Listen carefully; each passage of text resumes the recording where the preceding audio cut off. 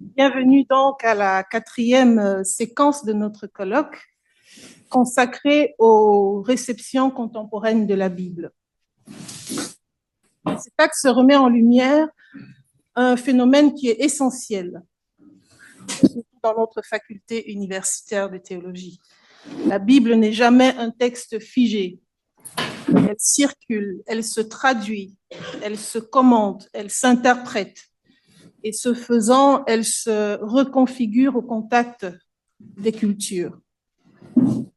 Comme le rappelait l'argumentaire de notre conférence, l'étude de la réception culturelle, spirituelle et liturgique, artistique et politique de la Bible dans les chrétientés africaines de l'Antiquité et du Moyen Âge nous permet de mieux comprendre comment les communautés d'Égypte, de Nubie et d'Éthiopie ont relu, adapté et incarné les Écritures.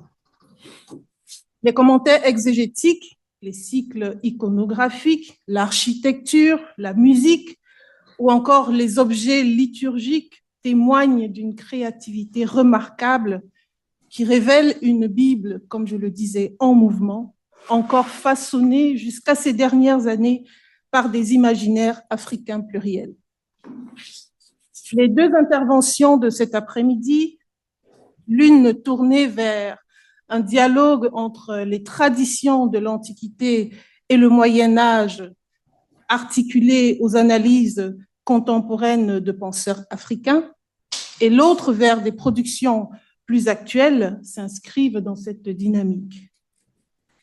La première, proposée par Claude Armel Otabella, nous plonge dans la réception de trois passages bibliques qui impliquent l'Afrique au sein des traditions chrétiennes d'Égypte, de Nubie et d'Éthiopie du IVe au XVe siècle. Ces textes sont notamment Nombre 12, verset 1, Cantique des Cantiques 1, le verset 5, et Acte 8, du verset 26 au verset 40. De l'allégorisation origénienne du texte, je suis belle et noire, heureusement pas je suis belle mais noire, à l'africanisation iconographique nubienne, jusqu'aux relectures identitaires éthiopiennes, ces passages deviennent des lieux de théologisation de la noirceur, de l'élection divine, de l'antériorité chrétienne africaine. Nous aurons le plaisir de l'écouter sur ces questions. La seconde contribution que je préfère présenter tout de suite sera présentée par M. Anissé Bassilois, qui va nous conduire vers des réceptions plus contemporaines de la Bible à travers l'analyse du paratexte de deux Bibles d'études africaines récentes. Vous les avez ici et je pense qu'il aura l'occasion de vous les présenter. Donc, il y a la Bible d'études perspectives africaines publiée en 2022 et la Bible africaine publiée en 2015. L'intervenant montrera comment ces ouvrages mettent en œuvre de nouveaux paradigmes herméneutiques, inscrivant la lecture biblique dans une démarche afro-contextuelle, si je puis dire, ou peut-être pour mieux dire, propre au continent noir. Je vous propose maintenant d'entrer dans ce parcours en donnant la parole à Claude Armel Otabella, et je me permets de le présenter, chercheur postdoctoral en théologie vétérotestamentaire dans le cadre du projet de recherche Trust and Society à la Luxembourg School of Religion and Society. Il a soutenu une thèse doctorale en théologie avec une spécialisation en exégèse de l'Ancien Testament à la KU Leuven. Pour finir, il est chargé de cours au Centre Jean 23, grand séminaire du Luxembourg, et est enseignant associé à l'Université catholique d'Afrique centrale. Je vous laisse la parole. En tant qu'Africain à la peau mélanisée, toujours avec des résonances particulières que je lis dans la Bible, que Moïse avait une femme éthiopienne, que la femme dont la beauté est clamée tout au long du Cantique des Cantiques s'identifie noire et belle. Enfin, qu'un ministre des Finances d'un royaume éthiopien dirigé par une femme possédait un manuscrit d'Isaïe et qu'il le lisait personnellement.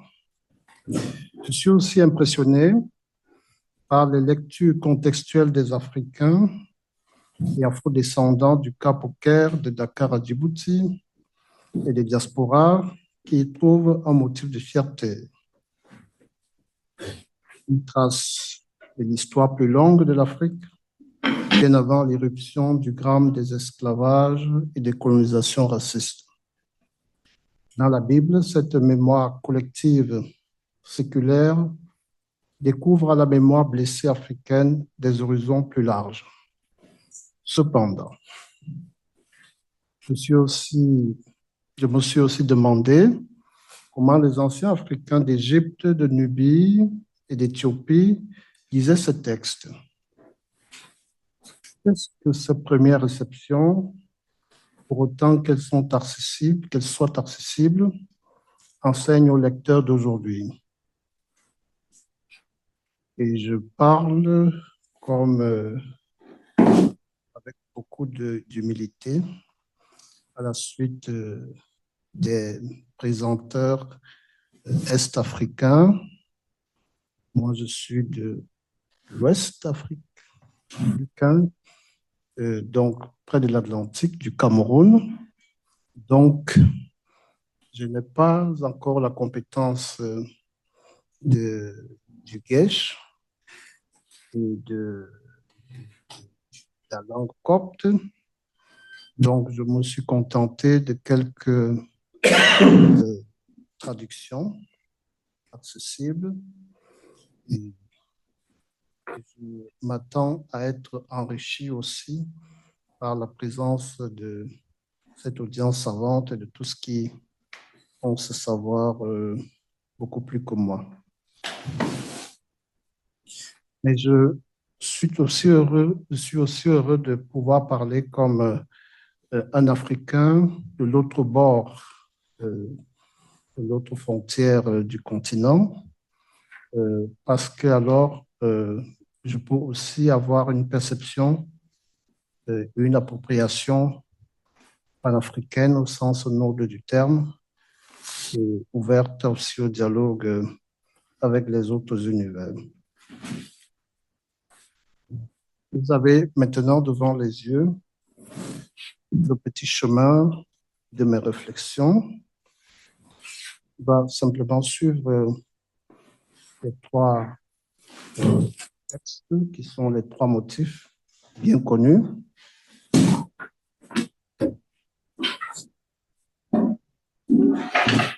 Alors, nous commençons par le premier point, la femme couchite de Moïse.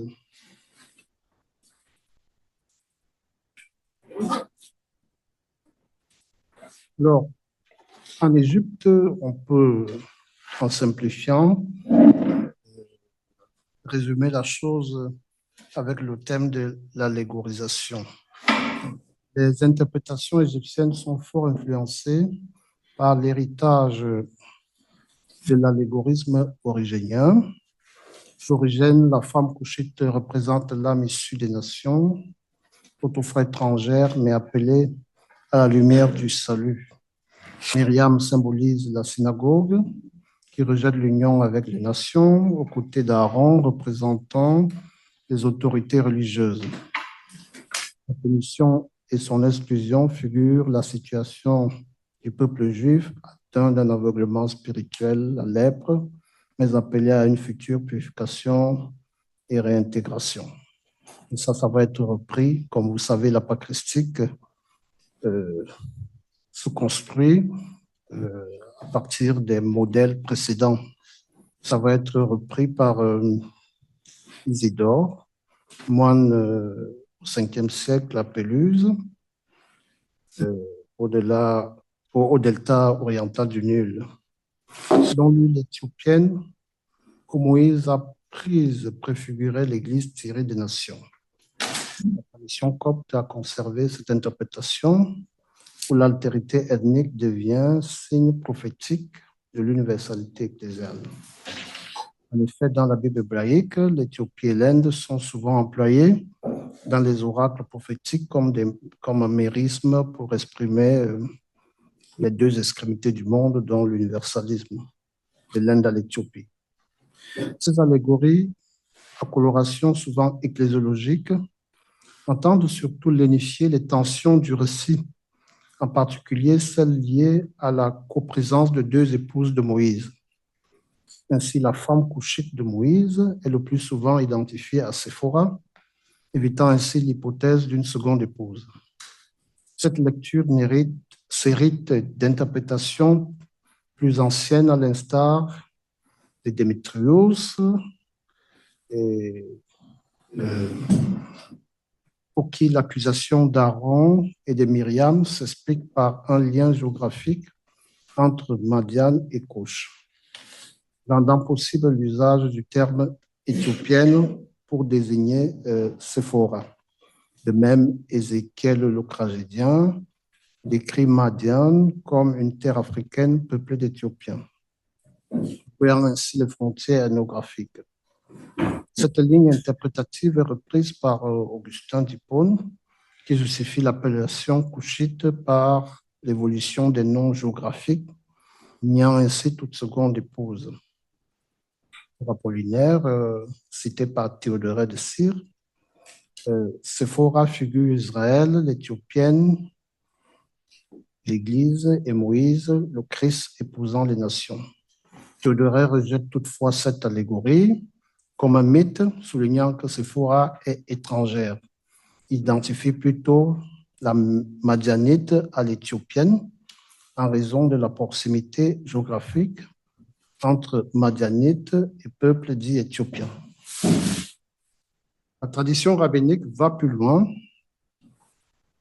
en proposant dans le Zifré Zuta une interprétation gématrique selon laquelle le terme couchite ne renvoie pas à une origine ethnique, mais à la belle apparence en raison d'une correspondance de valeurs numériques. Alors, à côté de ce sens allégorique, on a aussi proposé des significations morales.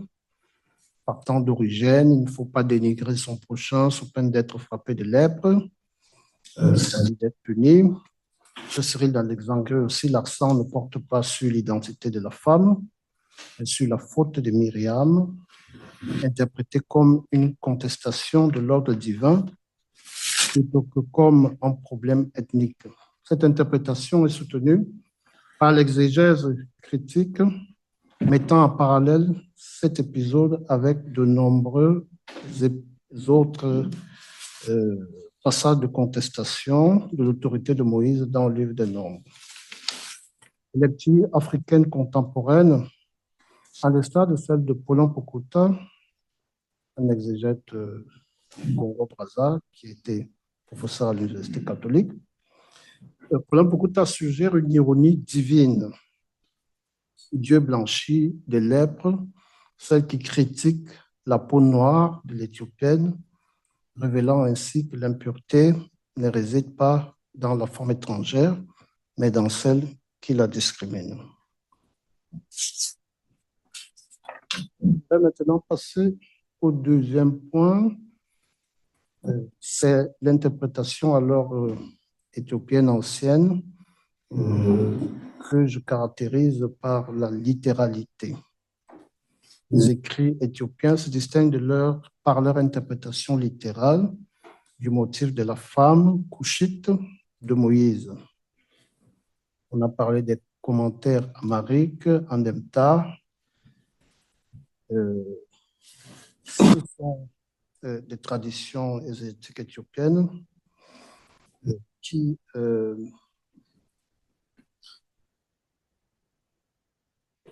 je suis en train de passer la définition parce qu'on en a parlé mieux que moi. Alors, ces commentaires médiévaux, notamment, tranchent avec la tendance harmonisante en maintenant l'idée d'une épouse distincte. Il développe une lecture théologique interprétant la critique de Myriam comme une contestation d'ordre ethnique condamnée par Dieu. La littéralité des sources éthiopiennes se manifeste aussi dans l'absence d'un recours à des traditions non bibliques dans l'interprétation de ce passage. Le cas de la campagne éthiopienne de Moïse que nul ne pouvait ignorer en est fort illustratif. Flavie Joseph rapporte une tradition présentant Moïse comme un chef militaire ayant mené une campagne en Éthiopie avant l'Exode. Dans ce contexte, il épouse une princesse éthiopienne nommée Tarbis. Joseph écrit ainsi que Moïse épousa la fille du roi des Éthiopiens après avoir pris leur capitale. Pour le Targum Jonathan, la Coushite est d'ailleurs reine de Couche. De même, les midrash de la chronique de Moïse racontent que la femme du roi des Éthiopiens fut donnée à Moïse. L'intérêt de l'exégèse éthiopienne qui ignore cette légende ne réside donc pas dans la reconstruction historique de cet épisode, mais dans son implication théologique, l'intégration de l'Éthiopie dans l'histoire du salut. Le Kebral Nagrash développe une théologie de l'élection de l'Éthiopie enracinée dans l'Ancien Testament et culminant dans la réception de la foi d'Israël. Dans ce cadre, toute tradition reliant Moïse à l'Éthiopie, même de manière indirecte, peut être comprise comme renforçant cette continuité symbolique. D'après Getachew Halle, l'exégèse éthiopienne privilégie généralement le texte biblique lui-même plutôt que les expansions légendaires extérieures, même si celles-ci étaient connues. Alors, le troisième moment de ce premier point, quelque chose sur l'iconographie et l'épigraphie nubienne et éthiopienne. L'iconographie égyptienne antique et médiévale n'offre aucune représentation de la femme couchite dans l'art copte, de la femme couchite, autant pour moi. Dans l'art copte, Moïse fréquemment figurait dans le buisson ardent et le passage de la mer, mais jamais avec son épouse, ni Séphora, ni la couchite. L'accent étant mis sur la typologie christologique de Moïse. La femme ne constitue pas un thème théologique. En Nubie chrétienne, aucune scène identifiable en nombre 12 n'est attestée. Toutefois, dans les fresques de Pharas, je sais que il y a des spécialistes de l'université polonaise, des textes anciens de la Nubie parmi nous, et ils reconnaissent certainement l'image là. Les figures bibliques sont souvent de type oriental lorsqu'elles sont mêlées aux personnages éthiopiens. Elles sont souvent de type oriental, mais lorsqu'elles sont mêlées aux personnages éthiopiens, roi ou reine, ces derniers sont représentés avec des traits africains, comme cette image de Marie avec l'une des reines éthiopiennes. En Éthiopie, les manuscrits enluminés et peintures ecclésiales montrent également des figures bibliques aux traits africains, sans isoler la femme de nombre 12.1. Cette absence pourrait indiquer que dans un contexte où l'identité éthiopienne est pleinement intégrée à l'histoire du salut, la couchite ne requiert pas de mise en relief iconographique particulière. Ceci étant, je voudrais maintenant passer au deuxième texte, savoir je suis noire et belle. Peut-être pas moi, je ne suis pas une femme d'ailleurs, mais dans la femme du Cantique des Cantiques. Si on prend le premier point, toujours les traditions égyptiennes et coptes, j'y vois en général une parabole du salut, une interprétation où la soteriologie a une place particulière. Dans le christianisme égyptien, marqué par l'héritage de l'école d'Alexandrie, l'allégorisation de la femme noire et belle repose sur un symbolisme chromatique universelle, hein, où la couleur noire est toujours perçue de manière défavorable. Même si en Afrique, on sait que le rouge, c'est la couleur de la vie et le blanc, c'est la couleur de la mort, etc. Là, j'avais déjà dit une bêtise aussi. Ce n'est pas l'Afrique, sans doute une des Afriques, surtout en Afrique occidentale. Alors, sur Origène, l'épouse noire désigne l'âme ou l'Église issue des nations. Noire en raison de son passé, marqué par le péché, mais rendue belle par la grâce divine. Noire à cause du péché et des idoles, mais belle par la pénitence. Son disciple Denis d'Alexandrie en déduit en un sens anagogique, ce qui est aussi le propre de cette exégèse patristique. Un sens anagogique présent également chez Évagre le Pontique. La transformation de la femme de noire à blanche figure l'irradiation future de l'âme lorsqu'elle sera accueillie par le Christ. Mais dans la condition présente, elle demeure noire malgré sa beauté. Les peaux de Cantique 1.6 sont souvent associés à l'obscurcissement de l'âme par le péché, aux vêtements de peau d'après la chute ou aux œuvres charnelles selon Didyme l'aveugle. Selon Didyme, justement, la formule noire et belle exprime la dynamique de conversion. La beauté procède de la repentance et de la grâce. Dans cette perspective, l'Éthiopie devient symbole des nations appelées à la connaissance de Dieu, unifiées dans la communion ecclésiale eucharistique. Didyme écrit, les Éthiopiens signifiaient l'obscurité des œuvres. Est noir celui qu'il est dans ses actions et ses pratiques. Et voici en effet qu'il dit, alors j'ouvrirai mes mains et là se trouvera un peuple d'Éthiopiens. On dit aussi des extrémités des fleuves de l'Éthiopie, ils m'apporteront des sacrifices. Or, que l'Éthiopie désigne toutes les nations, l'épouse en témoigne en disant, je suis noire et belle. Noire à cause des péchés, mais belle par la conversion. Et encore, elle dit, qui est celle-ci qui monte toute blanchie? Chez Cyril d'Alexandrie aussi, l'épouse du cantique constitue une parabole sotériologique indiquant l'Église issue des nations, dont la beauté procède de son union au Christ. Dans la tradition monastique égyptienne, cette lecture est relayée dans un registre ascétique. Par exemple, chez nous d'Atripe, la transformation de l'âme pécheresse en beauté spirituelle s'inscrit dans une théologie de la conversion continue. La noirceur est alors associée aux passions, tandis que la beauté correspond à la vie purifiée. Les commentaires coptes médiévaux, souvent transmis en arabe, prolongent cette herméneutique. Comme l'a montré Gadad Gabra, la noirceur y est interprétée soit comme symbole du péché, soit comme signe d'humilité, mais toujours dans une perspective dynamique de transformation. Ainsi, dans l'ensemble de la tradition égyptienne et copte, Cantique 1.5 fonctionne comme une clé sotériologique exprimant le passage de l'altérité pécheresse à la beauté restaurée dans l'Église.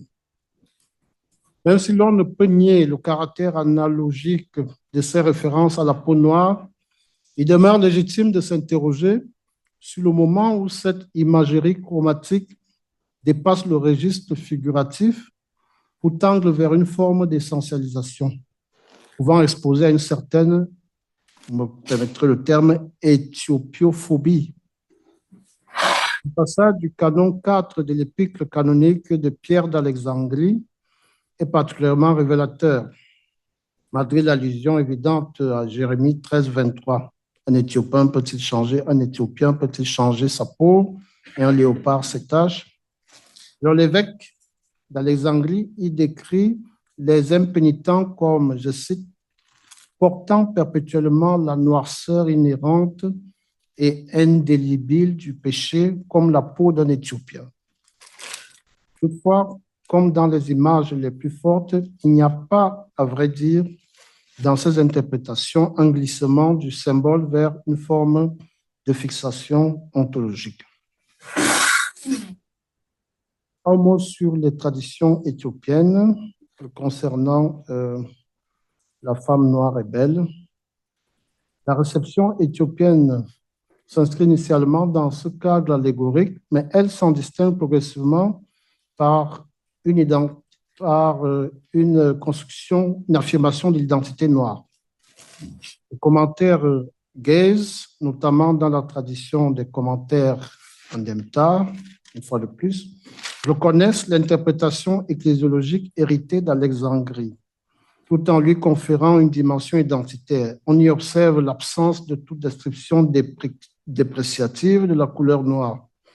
L'épouse noire, je crois que le professeur l'a redit tout à l'heure, l'épouse noire est ainsi comprise non seulement comme l'Église issue des nations, mais aussi comme une figure susceptible de refléter l'identité éthiopienne elle-même. Contrairement à l'exégèse alexandrine, la noirceur n'est pas prioritairement associée au péché, mais peut être intégrée positivement dans la représentation de la beauté. Cette orientation s'inscrit dans une théologie plus large de l'élection de l'Éthiopie, attestée dans le Kebra Nagash, où le royaume éthiopien est intégré à l'histoire du salut. La tradition liturgique homilétique éthiopienne confirme cette évolution, comme le montre Roger Collet. L'exégèse éthiopienne tend à maintenir simultanément une lecture symbolique, Église des Nations, une lecture concrète valorisant l'identité africaine. Il n'est pas surprenant que diverses œuvres et mouvements contemporains se soient emparés de ce verset, prolongeant une tradition désormais orientée vers la valorisation de l'identité et de la beauté noire à partir de cantiques anciens. Dans la théologie romaniste, Delors, Suzanne, William et Renita Wems interprètent ce verset comme une affirmation de la dignité du corps noir féminin face à son histoire de dévalorisation. Chez Wims, donc le humaniste, c'est la lecture féministe, juste un rappel, mais faite par la lecture féministe de la Bible, mais faite par des femmes noires. Chez Wims, la femme du cantique devient une figure de résistance identitaire et esthétique.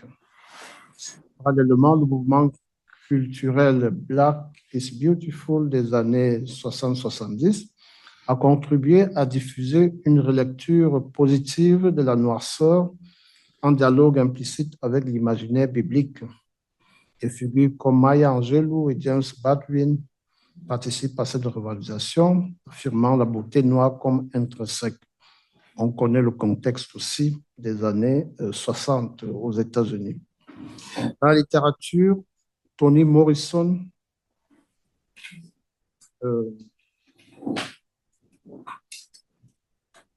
développe une critique des normes racialisées de beauté, notamment dans Blue's Eye, rejoignant les affirmations bibliques comme contre-discours.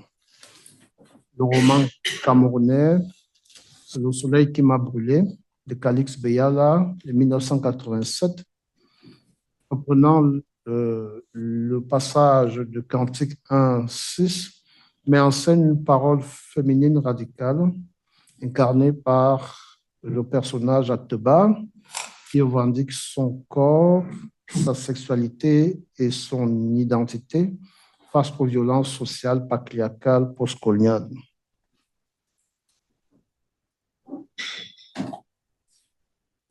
Je voudrais maintenant pour les 6 minutes qui restent, parler du dernier texte, l'eunuque éthiopien. Je vois d'abord une lecture missiologique en regardant les interprétations égyptiennes anciennes. Dans le christianisme égyptien, l'interprétation de Acte 8, 26-40 s'inscrit dans l'héritage aussi alexandrin, centré sur la médiation de l'écriture et l'intégration des nations dans l'Église. C'est d'Alexandrie, commentant Isaïe 53, que lit l'eunuque, ainsi sur la nécessité d'une interprétation ecclésiale pour accéder au sens salvifique. Le récit devient ainsi un paradigme d'herméneutique ecclésiale. Dans la tradition monastique égyptienne, cette lecture est relayée dans une perspective ascétique et pédagogique. Chez nous, d'Atripe, la relation entre écriture et transformation intérieure est centrale. Il dit, celui qui entend sans comprendre demeure vide, mais celui qui reçoit l'interprétation est rempli de vie. Les traditions liturgiques coptes utilisent implicitement ce passage pour structurer l'initiation chrétienne, lecture, explication, baptême. Et cela est encore vrai aujourd'hui. D'ailleurs, le texte de Acte 8 est employé, est l'un des textes employés pendant cette liturgie.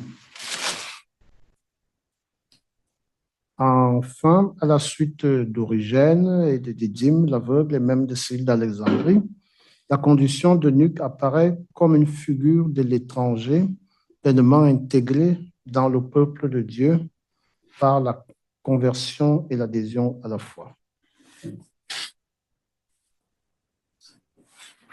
L'Éthiopie comme mémoire fondatrice. Les commentaires amhariques interprètent explicitement le récit comme origine de la foi en Éthiopie. Un commentaire traditionnel affirme « Il fut baptisé par Philippe et il retourna dans le pays de l'Éthiopie, enseignant ce qu'il avait appris. » Cette interprétation confère au texte une portée missionnaire directe. L'eunuque devient médiateur de l'Évangile. L'exégète congolais Paulin Pokuta, une fois de plus, prolonge cette lecture en décrivant cet épisode des Actes des Apôtres comme une Pentecôte éthiopienne. On y reconnaît l'Afrique qui va au-devant de l'Évangile, devenant elle-même son premier missionnaire. Le Cameroun, vous comprenez pourquoi j'en parle, se souvient d'Anglian Kwabange, premier baptisé catholique et célèbre catéchiste, qui, baptisé en 1889 à Eresing en Allemagne, avait sollicité l'envoi d'une mission catholique au Cameroun auprès de son parrain de baptême, le député Ludwig Windows, qui était très bien placé, près de Otto von Bismarck, qui lui était catholique et qui ne voulait pas des catholiques, qui était protestant et qui ne voulait pas des catholiques. Et finalement, c'est à la suite de cette demande de son parrain qu'on a eu les premiers missionnaires catholiques au Cameroun.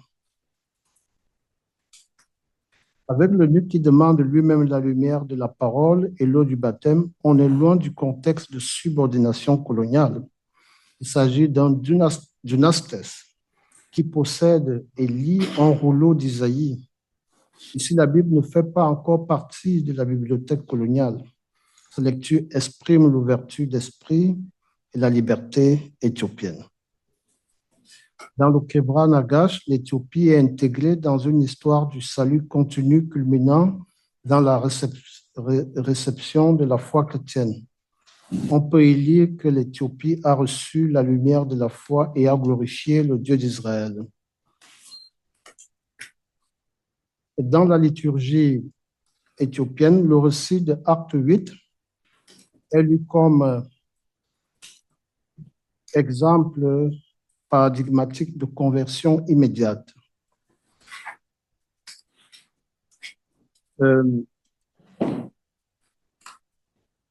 Comme l'eunuque crut sans hésitation, ainsi celui qui entend la parole doit recevoir le baptême avec empressement. Je dois encore dire que ce texte apparaît aux yeux des théologiens et des herméneutes africains comme un fondement aussi de ce que j'appelle l'histoire longue de l'Afrique, les perspectives, les collections hagiographiques éthiopiennes développent parfois cette perspective en présentant l'Éthiopie comme terre évangélisée dès le temps apostolique où le nuque joue un rôle inaugural. Face au réductionnisme afrocentriste contemporain, il est très présent dans les diasporas africaines. Il importe de rappeler les liens anciens entre l'Afrique et le christianisme des origines, afin de montrer que la christianisation du continent dépasse largement le cadre des périodes coloniales et que le colonialisme et l'évangélisation ne sont pas nécessairement liés ou n'ont pas toujours été liés. Les représentations iconographiques sont relativement rares, mais attestées dans le monde éthiopien. Dans certains manuscrits enluminés, la scène du baptême de l'eunuque est représentée. Philippe baptise l'eunuque dans un cours d'eau, tandis que le char apparaît en arrière-plan. L'eunuque y est figuré avec des traits africains et des attributs de dignitaires, ce qui confirme l'interprétation locale du récit. Ces représentations sont étudiées notamment par Marlène Hellman. Je vais passer à la conclusion. Pour conclure, je reviens à mon questionnement initial. Comment les anciens lisaient-ils ces textes et qu'en retenir aujourd'hui? Dans un contexte largement dominé par l'allégorie, les traditions éthiopiennes se distinguent souvent par une lecture plus littérale au service d'une appropriation identitaire et d'une inculturation de l'écriture. Deuxième point, l'iconographie nubienne et éthiopienne des époques antiques et médiévales africanise volontiers les figures couchites sans pour autant adopter un ton polémique. Troisième point, les interprétations égyptiennes, souvent allégoriques et morales, reposent sur un symbolisme chromatique généralement défavorable au noir, sans toutefois conduire à une essentialisation identitaire.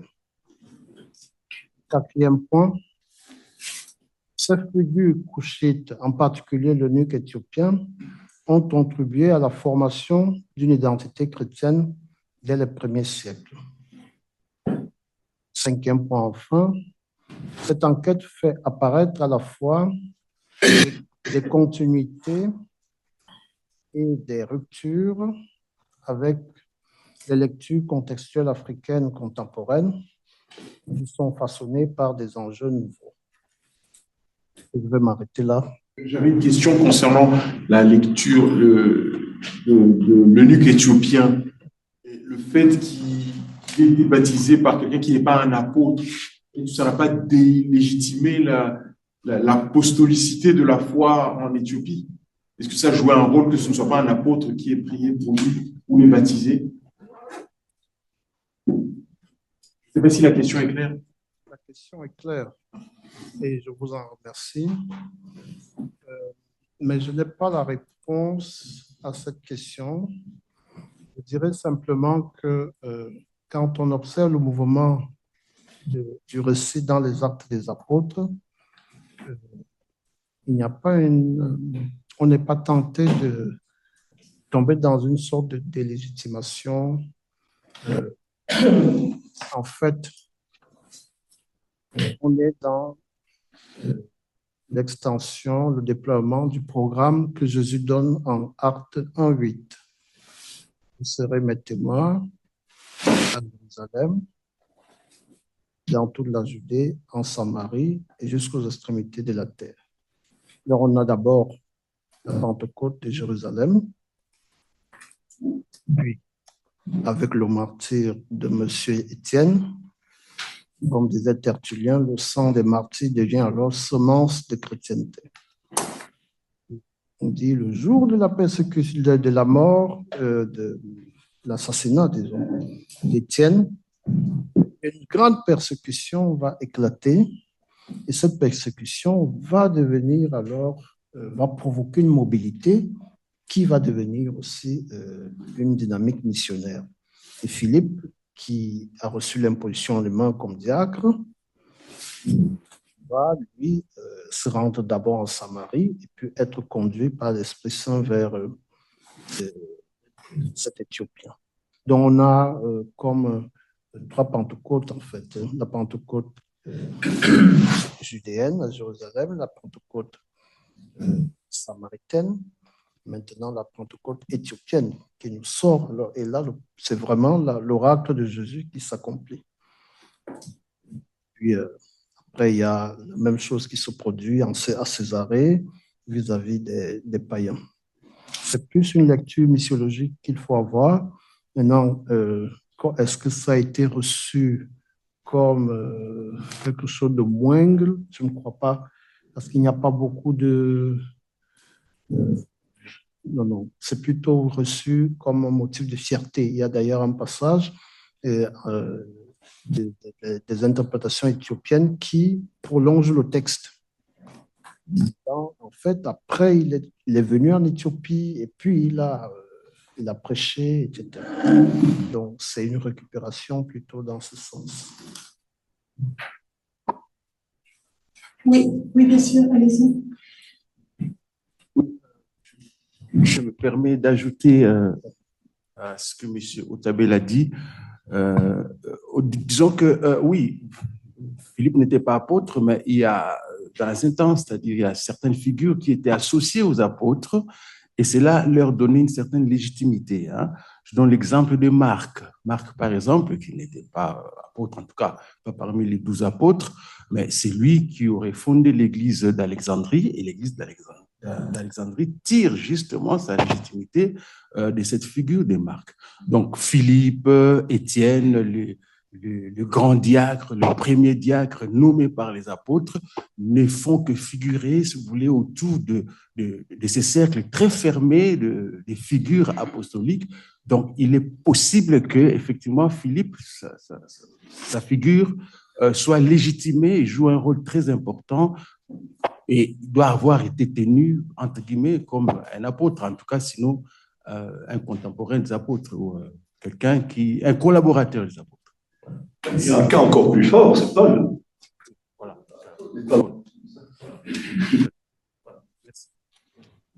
Monsieur Koyo.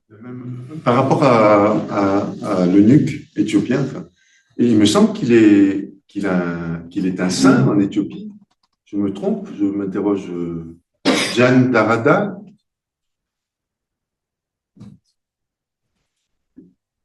C'est une question que je pose. Oui, moi, je regarde ceux qui peuvent répondre mieux que moi à cette question. Ils sont en train de se concerter.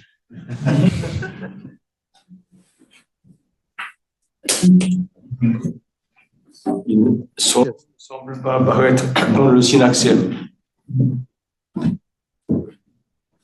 C'est un fait. Je n'ai pas une objection, c'est juste une question, hein, simplement.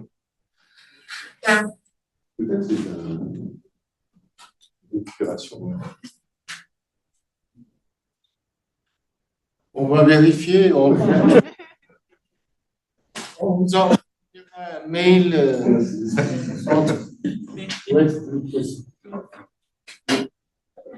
Je pense que même dans le Kebra d'Agast, il n'est pas identifié une évocation, parce que de toute façon, cette appropriation de l'eunuque fonctionnaire de la reine Candace ne peut avoir eu lieu qu'après la confusion qui s'est opérée entre Couche, qui n'est pas l'Éthiopie, évidemment, dans la documentation égyptienne ni dans la Bible.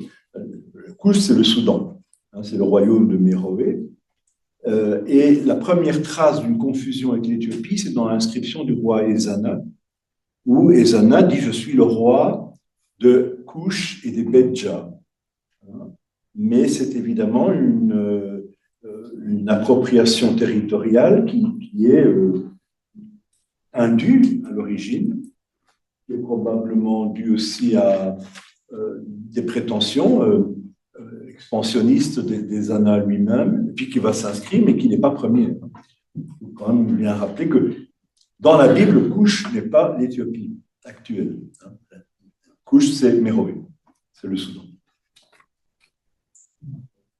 Mais sachant que au niveau de la traduction, si on reste au mot, ce qui ne correspond pas à la géographie, qui va changer aussi au long des âges, c'est juste pour dire que couche est traduit souvent, généralement. Oui, mais l'Éthiopia des Grecs n'est pas l'Éthiopie. Absolument. On est d'accord. Il y a une confusion qui s'est instruite. Merci, Madame Kavira.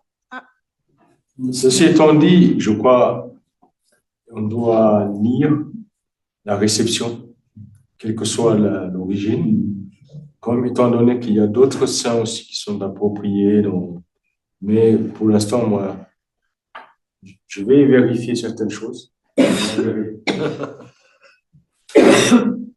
Kavira. Oui, merci beaucoup pour cet exposé qui m'intéresse beaucoup au sujet, surtout de la femme.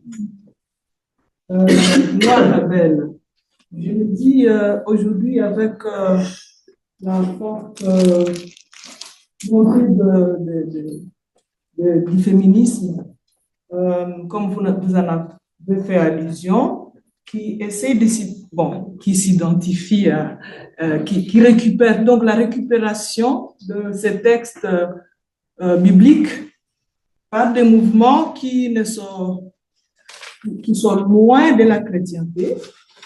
Quelle position avoir en tant que chrétien?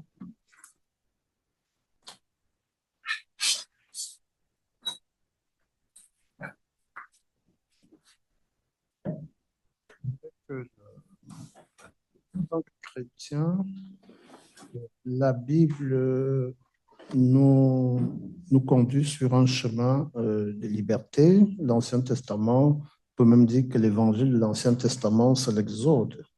Donc, le peuple passe de la servitude au service. C'est ce que réalise le Christ. Donc, nous n'avons pas à être complaisant envers toutes sortes d'oppressions, quelle qu'elle soit. C'est toujours contribuer à tout ce qui peut épanouir la personne, les enfants, les femmes, les personnes malades, etc. Donc ça, c'est notre camp comme chrétiens et lisant la Bible. Mais il ne s'agit pas d'un combat les uns contre les autres. Voilà. Il ne faut pas non plus rentrer dans des identités fermées pour parler comme l'écrivain. Nous avons aussi pour le noble combat pour la promotion de la condition féminine. Si je puis me permettre, pour compléter un peu, je dirais aussi que la Bible nous conduit aussi sur un chemin de justice, sur un chemin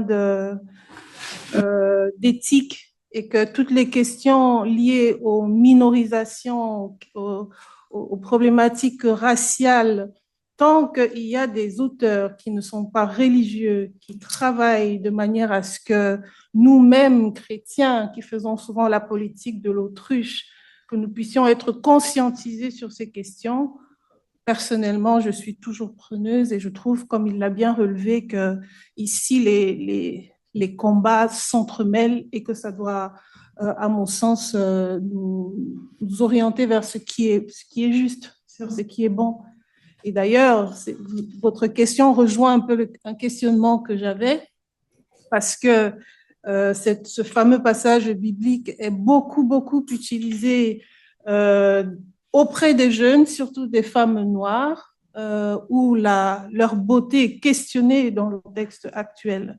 Et vous êtes bien au courant, que ce soit en Belgique ou en France, de la question de représentativité de la femme noire ou simplement des personnes noires.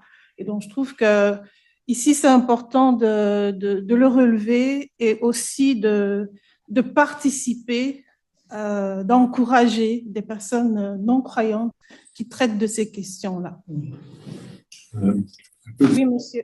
Je voudrais souligner aussi que dans le contexte de la droitisation de la société israélienne, actuellement, la discrimination envers les personnes noires est très présente en Israël. Et les falachas, les juifs éthiopiens, en ont beaucoup souffert. Et aujourd'hui, en Israël, il y a un mot qu'on utilise qui correspond un peu à ce qu'était notre nègre actuellement, c'est couchi. On dit donc, on lance ce mot à des personnes noires. Je l'ai été moi à l'aéroport. Les personnes africaines à l'aéroport de Tel Aviv subissent des contrôles souvent beaucoup plus restrictifs et méprisants que d'autres personnes, et on les traite volontiers de couchi. C'est vrai que j'avais été contrôlé aussi, hein. Mais je crois que puisque vous avez posé la question comme chrétien, on est quand même dans une société qui se polarise énormément. Il faut éviter aussi d'être réactionnaire. Et donc, il y a des gens qui s'engagent comme militants pour certaines causes, c'est leur responsabilité. Mais c'est important aussi d'être attentif à pouvoir unir, parce que la manière de mener le combat peut diviser et c'est dommage. Moi, personnellement, je suis attentif aussi à cela. Et puis, partir aussi de ce qui marche. De ce qui marche, il y a quand même un vivre ensemble.